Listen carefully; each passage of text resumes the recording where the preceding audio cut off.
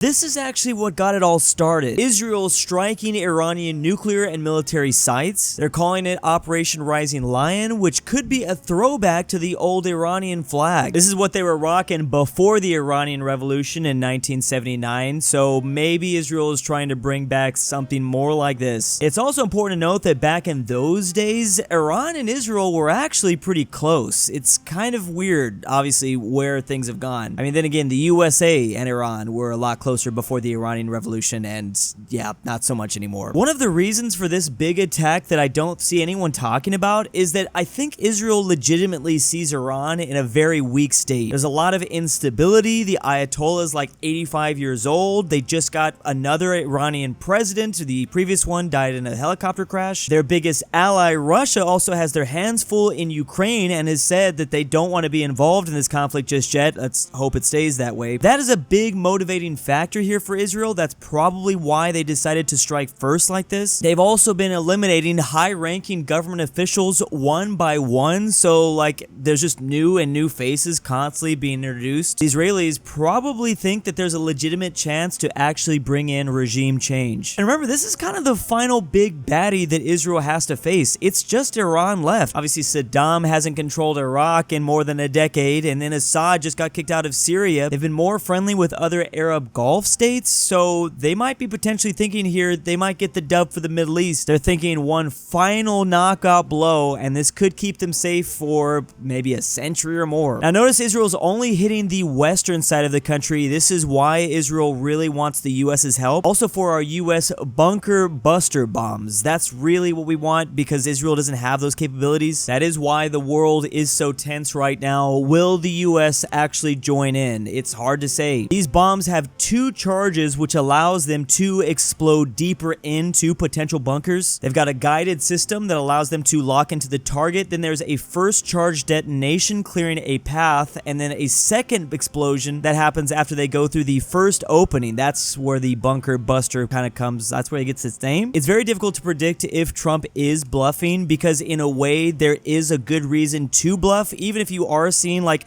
American aircraft and boats being sent to the region, the US has to show a hand that they will potentially come into the war to make sure that Iran stays at least a little bit reserved. If Trump's like, yeah, we're not entering, you guys do your own thing, then Iran can kind of go nuclear.